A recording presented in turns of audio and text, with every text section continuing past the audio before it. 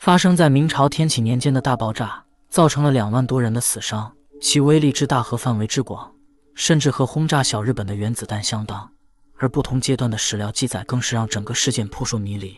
那么这场400年前的爆炸究竟是天灾还是人祸呢？天启大爆炸与1908年的俄罗斯通古斯大爆炸，以及3000多年前的印度死囚事件，统称为世界3大未解自然之谜。让我们把时间拉回到1626年的5月30日，也就是明朝天启6年的5月初6。因为前一天还是端午节，所以京都的街头人头攒动。可他们怎么也没想到，一场突发的灾难会发生在身边。时间来到了辰时，天空突然传来了一声巨大的轰鸣，紧接着一股黑烟从京城的东北角升起，短短半刻钟的时间就遮蔽了整个天空。随后城中的房屋也跟着摇晃起来，偌大的京城此时成为了人间地狱一般，砖块、木材、人和动物的残肢如雨点般下落。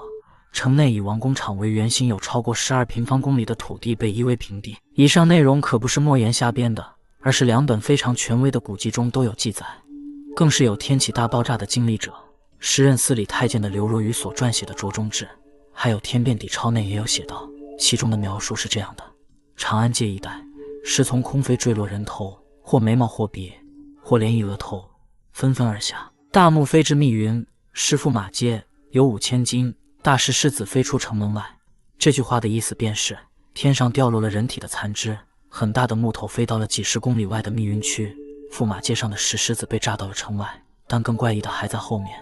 文中还有记载，所伤男妇皆赤体，寸丝不挂，不知何故，并且事后还有人反映，在距离京城30公里外的昌平教场发现了大量衣服和首饰，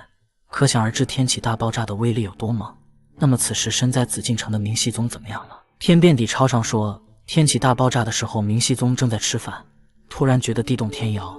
本身就沉迷木工的他以为是大殿要塌了，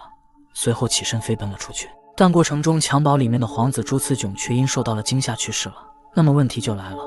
这起威力堪比原子弹的大爆炸究竟是怎么回事呢？传闻在大爆炸的2年前就出现了一些反常的事。先是北方连续2年的旱灾，期间全国各地都发现了火神的化身9头鸟。而在大爆炸的13天前，本来已经进入夏季的北方却温度骤变，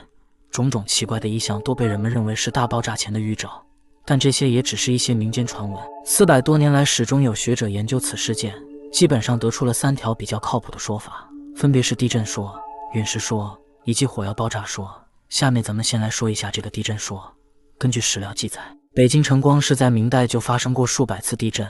所以有部分学者认为天启大爆炸极有可能是一场5级以上的地震。但这个说法却解释不了为什么遇难者会赤身裸体，也解释不了为什么木头会飞到几十公里外的密云区，更解释不了那上千斤的石狮子会被炸到城外。所以地震这个说法直到如今一直被排除在外。那么第二个说法便是陨石说。首先莫言先说一下自己的看法，个人认为里面是有很多漏洞的，因为看遍所有的文献都没能发现陨石和陨石坑的痕迹。要知道明代的时候人们早就有了陨石的概念，一般都会称作天外之石，或者叫做天镜。所以很多研究过天启大爆炸的学者都不太认可陨石这个说法。最后一个说法便是火药爆炸说，这个说法是被登记在册的。明熹宗实录中有写道，大爆炸之后皇帝吓得不轻，认为这件事有可能是上天对他的惩罚，然后便向全天下颁布了罪己诏。但与此同时，他也让刑部开始调查此事。最后调查的结果是，大爆炸一共塌房10900余间，死伤男女共600余人。爆炸的原因则是怀疑有人私自焚烧火药，因为自明成祖朱棣之后，明代就开始囤积火药，京城内更是设置了3个大营，其中王工厂就是紫禁城最大的火药库。所以很多学者认为，明熹宗时期明代已经处于内忧外患的状态，那么极有可能是民间的一些起义组织造成的。但直到如今，天启大爆炸的真正原因也还是个谜。那么对于此事你怎么看呢？